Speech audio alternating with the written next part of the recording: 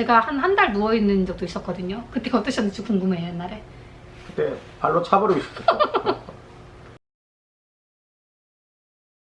안녕하세요, 예미보스 둥글입니다.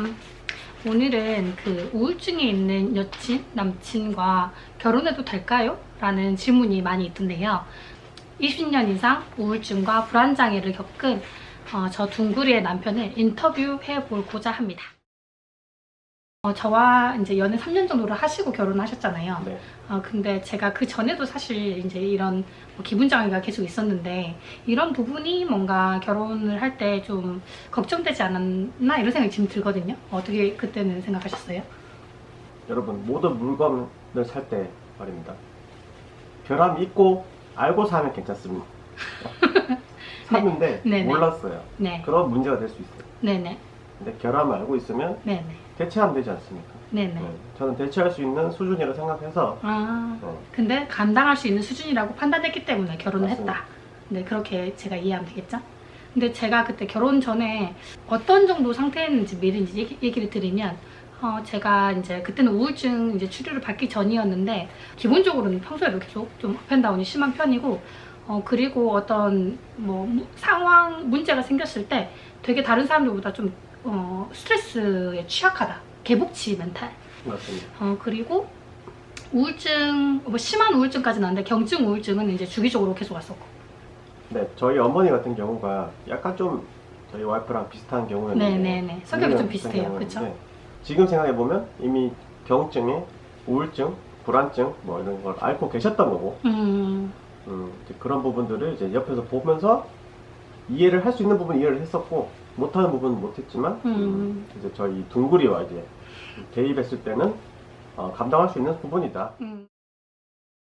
이 너구리 경우에는 뭔가 캐치크치는 좀 빠른 편인데 그럼에도 불구하고 자기 이제 감정과 좀 분리가 잘 되는 스타일인 것 같아요. 그래서 기분 전환이 빠르다고 보통 네네네 하시고 좀 뭐 스트레스를 받을 때도 그냥 뭐 넷플릭스 보면서 과자 먹고 라면 먹고 하면은 금방금방 풀리는 스타일.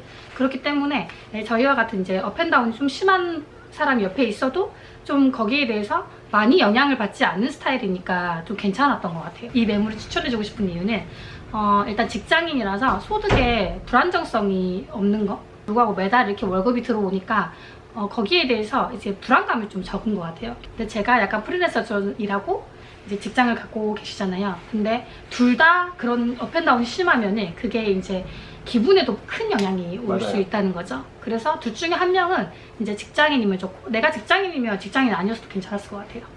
그리고 이제 그 경제적인 안정 부분과 두 번째는 아까 말했던 약간 정서적인 안정.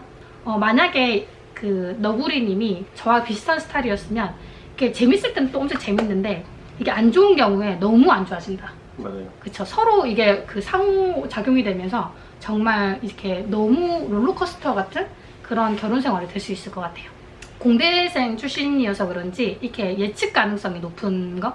이제 저희 같은 이제 민감한 스타일은 이 불확실성에 매우 그 불안감 많이 느끼잖아요. 근데 이렇게 몇 시에 오기로 했다 하면은 거의 그 시간에 오고 회사, 집, 그리고 예측 가능한 친구들 항상 이제 비슷한 그 삶을 반복하기 때문에 매우 예측 가능성이 높은 것도 결혼 생활의 큰 장점인 것 같아요.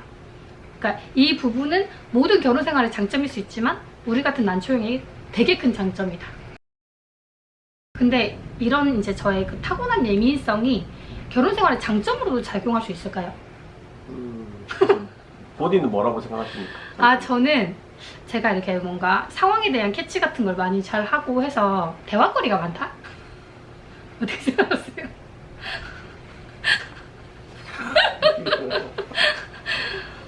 예민한 분들이 타인과 공감이 네. 잘 되는 게 가장 큰 장점이겠죠. 그런 부분들이 공감이 된다는 거는 타인의 입장에서 먼저 생각하고 배려하고 이런 부분들이 매우 크죠.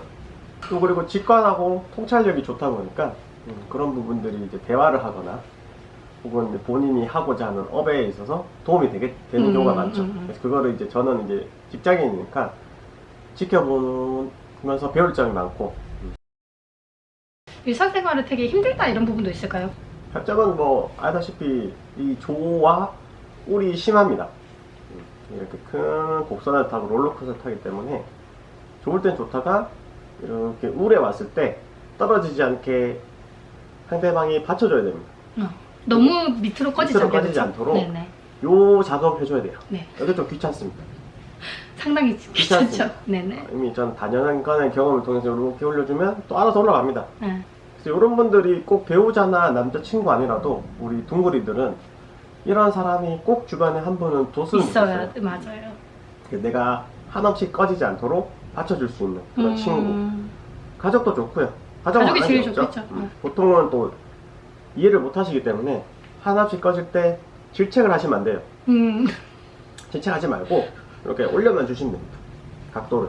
제가 인생에서 가장 힘든 시기에 이제 만났는데, 이 너구리님의 지지 덕분에 제가 좀 안정적으로 이제 삶을 좀 살 수 있었고, 이 안정적인 삶이 이제 가능해지고 나서부터는 제가 도전을 되게 많이 했어요. 제가 많이 했는데, 결과가 좀 괜찮았죠?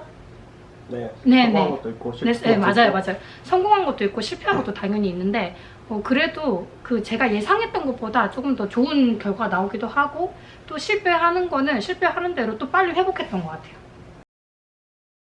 그러면 지금 내 여자친구 혹은 남자친구가 저와 같은 이제 예민러인데, 거기에 이제 그 유년 시절에 조금 더 상황이 안 좋아서 이 정신질환까지 갖고 있는 경우 정말 결혼을 고민할 수밖에 없을 것 같은데요. 이런 분들에게 뭐 해줄 수 있는 말이라든지 뭐 조언이 있다면 좀 어떤 게 있을까요? 약간 좀 성향이 해결주의이신 분들. 아하. 원인을 찾으려고 하고 네. 해결주의이신 분들은 네. 좀 맞을 수가 있고요. 네. 약간 본인 성향이 좀 회피하거나 약간 그런 사람이 귀찮으면 덮어놓는다든지. 그런 분들은 좀 위험할 수 있습니다. 결혼 생활을 위험할 수 위험할 있다. 수 있습니다. 그럴 것 같아요. 그쵸?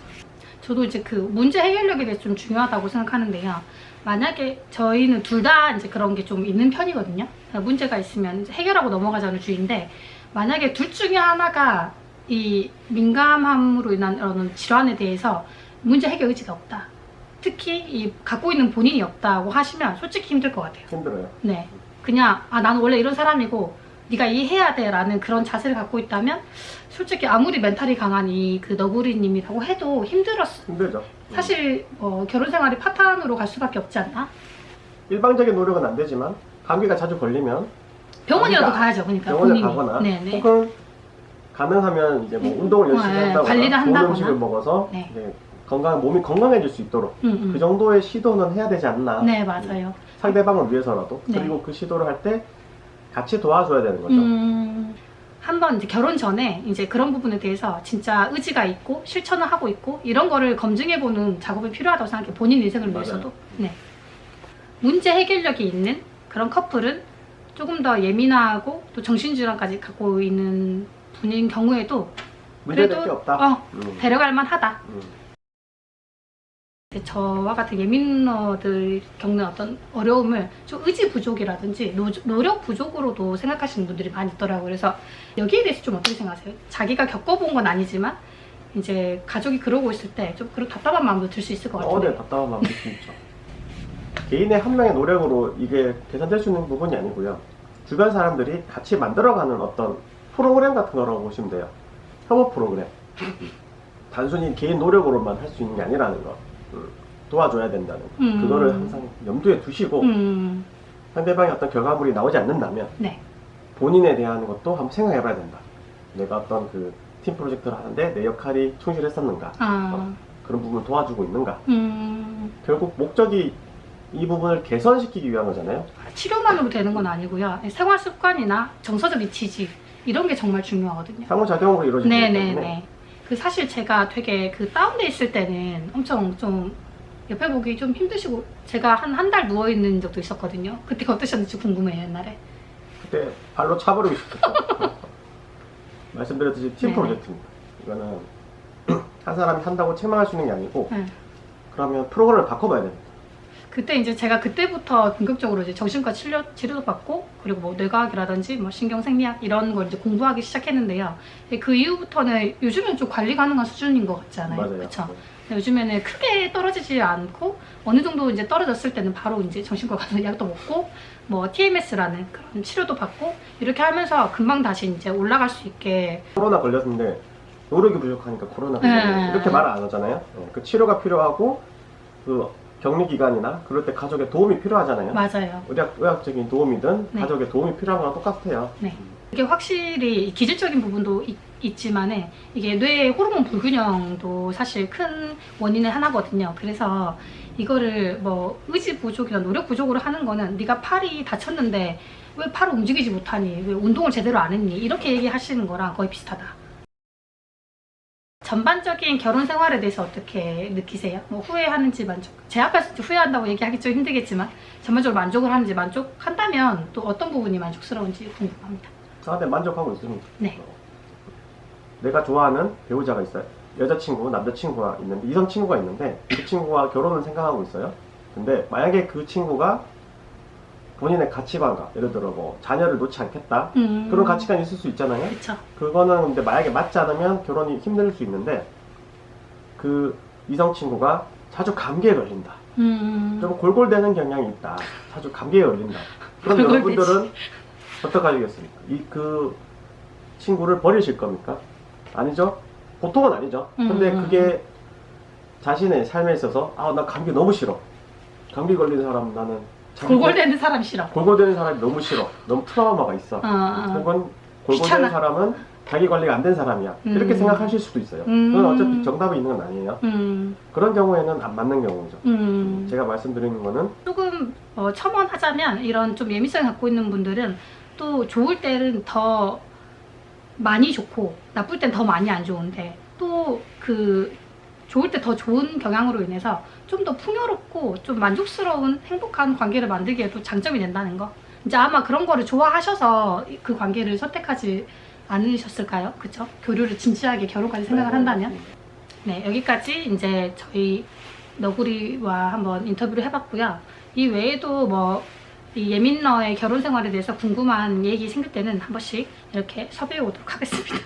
다음에 봐요. 네, 감사합니다.